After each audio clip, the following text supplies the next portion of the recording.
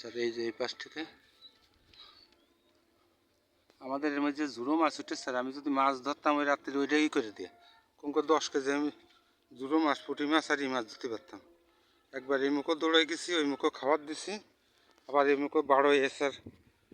পরে আসছে কি মাছ তাড়াইছি, আবার আসছি, আবার এসেতে পরে বড় করে কাটিয়ে দিয়েতে পানি ই করছে স্যার। এই যে স্যার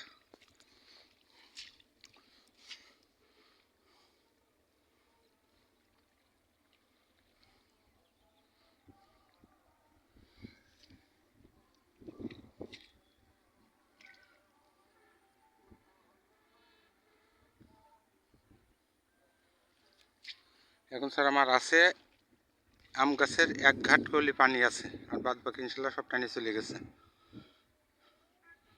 আম গাছের ইউ পানি চলে আসছে।